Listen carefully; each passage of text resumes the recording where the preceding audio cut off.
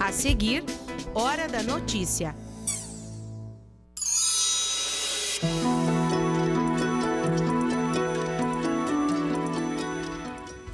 O surto de toxoplasmose em Santa Maria, com mais de 100 casos confirmados, tem preocupado a população de outras cidades. Aqui no estúdio, nós vamos falar sobre esta doença com a médica Cristine Pilati. O recadastramento para quem recebe o Bolsa Família em Passo Fundo. Quem não atualizar os dados vai ficar sem o benefício. Como prevenir acidentes e doenças no trabalho? Bom, abril é o mês de uma campanha nacional de conscientização. E ainda a arte-terapia para a preservação do meio ambiente e também para valorizar as relações humanas. Há mais de 20 anos, a UPF oferece oficinas com o uso desta arte. Hoje é segunda-feira, 30 de abril, véspera de feriado, é hora da notícia.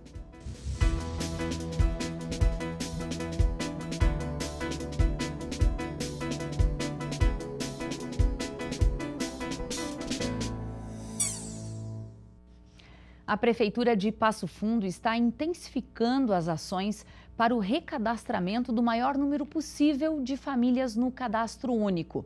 Quem não atualizar a situação vai ficar sem o benefício do Bolsa Família. Aqui no ginásio de esportes no bairro Jaboticabal, em Passo Fundo, atendentes das secretarias de saúde e cidadania e assistência social do município estão mobilizadas para fazer a pesagem e medição de altura de crianças menores de 7 anos e também de mulheres com idade entre 14 e 44 anos. O motivo é para saber, no caso das mulheres, se elas apresentam níveis de desnutrição. Se você não faz essa condicionalidade da saúde, o seu benefício é bloqueado e pode ser até cancelado. Então a gente está fazendo esse mutirão, assistência, educação assistência, educação e saúde, para que todas as famílias não percam seu benefício, que é esse o nosso maior propósito, né? Além da pesagem, as mulheres também precisaram apresentar a carteira de vacinação das crianças e o cartão do Bolsa Família. As gestantes beneficiárias precisam estar com o pré-natal atualizado. O Bolsa Família tem condicionalidades, né? Que a gente chama de condicionalidades da educação e da saúde. Dentro da saúde, a condicionalidade é meninos e meninas até 7 anos, né? E depois as meninas de 14 a 44 anos, que é o período fértil que a gente diz, né? Do lado de fora do ginásio, na van do Bolsa Família, eram feitos os recadastramentos do cadastro único. A Adriane foi uma das beneficiárias que aproveitou a oportunidade para ficar atualizada.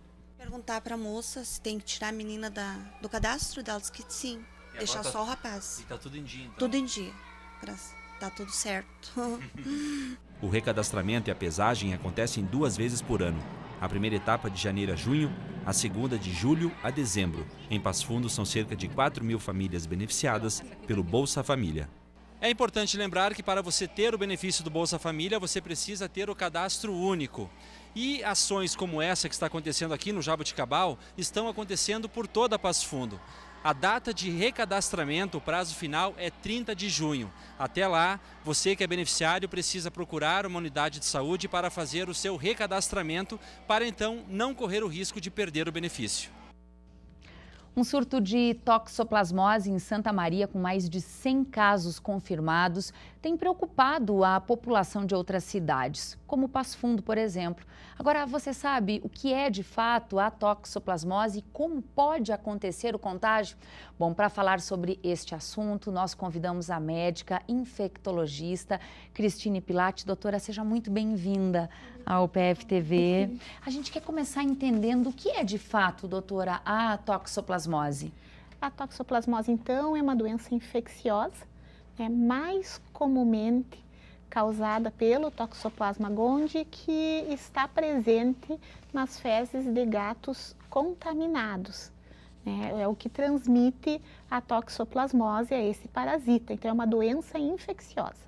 Quando a pessoa adquire esta doença, é porque ela teve algum contato dessa natureza, mas que não precisa ser necessariamente com as fezes do animal. Com certeza, não é só as fezes do gato.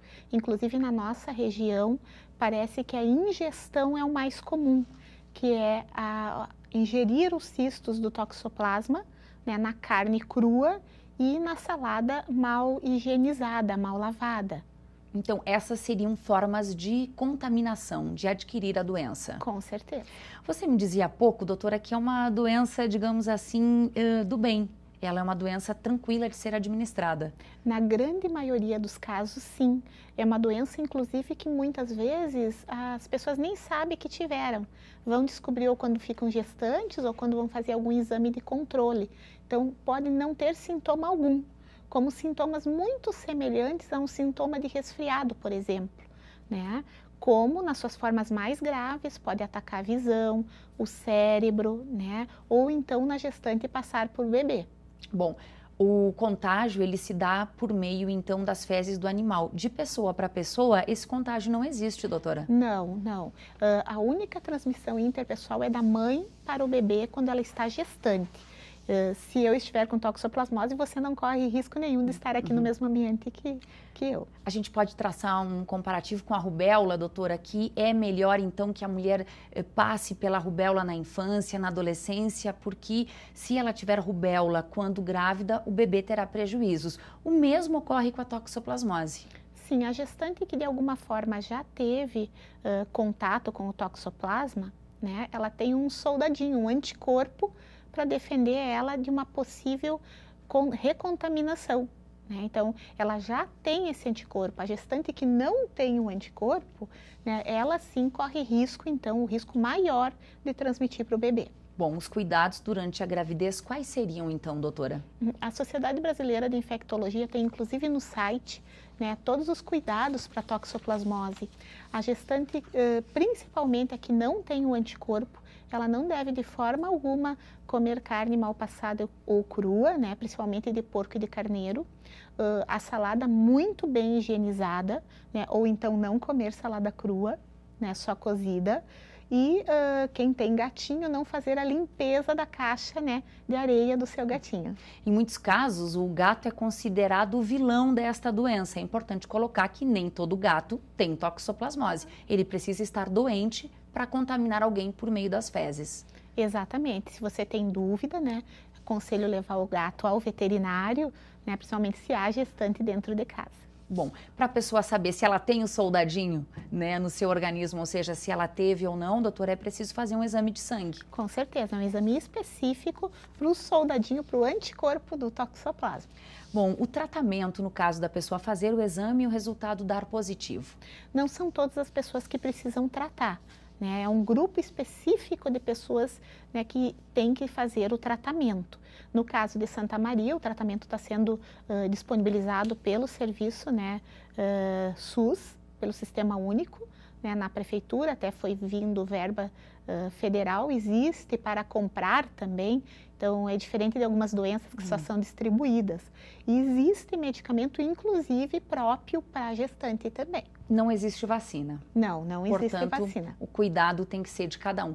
No caso de gestante, doutora, quais são os possíveis prejuízos para o bebê, uma vez que a mãe não vai ficar com sequela ou dificuldade alguma? Desde o abortamento, que já aconteceu em Santa Maria, 2 casos relatados, até uma doença muito semelhante ao Zika, que todo mundo estava falando, né, há 2 anos atrás, o ano passado também. Então, afeta a visão, o cérebro, a função motora da criança, a cognitiva. No caso de lá, e também a senhora como infectologista, há chance de chegar até aqui, esta epidemia? Provavelmente não, porque deve ter sido um veículo, né? A água já foi descartada, eu sei que está sendo investigado leite, ambiente, por exemplo, um parque. Então, as pessoas que se contaminaram, e essa é a investigação do surto, deve ter sido um veículo comum, né? Então, acho muito difícil que esse veículo venha para cá. Tá certo. Doutora, muitíssimo obrigada pelas informações e um bom feriado. Obrigada. Muito obrigada pelo convite. Bom, neste mês, uma campanha nacional busca conscientizar sobre a prevenção de acidentes e doenças do trabalho. É o Abril Verde. E aqui em Passo Fundo, o Sereste Nordeste promoveu uma atividade de orientação. Veja só como foi. A Adriane trabalha como bancária. Uma das preocupações dela é ficar doente. A razão é a rotina agitada no ambiente de trabalho. O meu local de trabalho, principalmente, é a parte psicológica que acontece suicídios que não são feitos como acidente de trabalho. Pensando em conscientizar a população sobre os riscos de doenças e acidentes no trabalho, o Centro de Referência em Saúde do Trabalhador, o CEREST, preparou uma atividade especial. A ideia é fazer com que as pessoas reflitam sobre o tema. A gente está orientando que quando acontece acidente, aonde tem que ir, aonde tem que procurar, as unidades de saúde, hospitais, o primeiro atendimento, né? Depois tem o núcleo de vigilância em saúde no município, onde as pessoas são encaminhadas, né, para que seja cobrada também das empresas a comunicação de acidente de trabalho. De acordo com o Observatório Digital de Saúde e Segurança do Trabalho, no período de 2012 a 2017 em Passo Fundo, foram registrados mais de 2.000 auxílios-doenças. Já no cenário internacional, os números são ainda mais alarmantes. Por ano, acontecem 270 milhões de acidentes de trabalho e 160 milhões de casos de doenças. Tomaram posse no sábado à tarde cerca de 60 presidentes das associações de moradores de Passo Fundo e também a nova diretoria da UAMPAF. Foi na Câmara de Vereadores, com a participação do prefeito, do presidente da Câmara e de outras lideranças. O mandato é de 2 anos. Arte-terapia para a preservação do meio ambiente e também para valorizar as relações humanas. Assunto de depois do intervalo.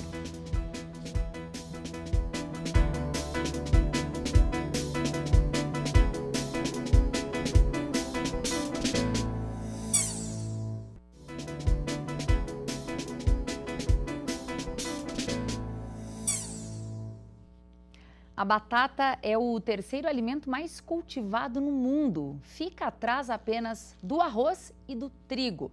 É fonte de energia, vitaminas e minerais. No programa Universidade Aberta desta semana, nós vamos apresentar algumas curiosidades sobre este alimento e também um projeto aqui da UPF que, depois de 10 anos de pesquisa, desenvolveu uma nova cultivar de batata. O programa vai ao ar hoje às 8h30 da noite e tem reprise amanhã e quinta às 8 da noite. Amanhã, feriado, Dia do Trabalhador, e a gente conta agora para você o que vai estar funcionando aqui em Passo Fundo.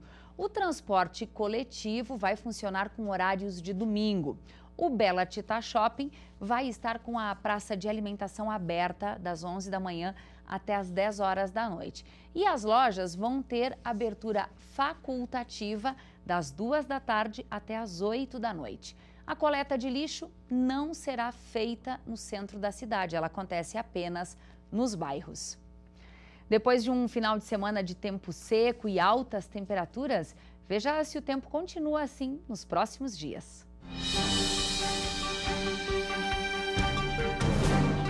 O feriado do Dia do Trabalhador será de muitas nuvens e o sol aparecendo no decorrer do dia em Passo Fundo. Temperatura mínima de 19 graus e máxima que chega a 29. A quarta-feira será de céu com muitas nuvens e possibilidade de pancadas de chuva. A mínima será de 21 graus e a máxima chega a 31.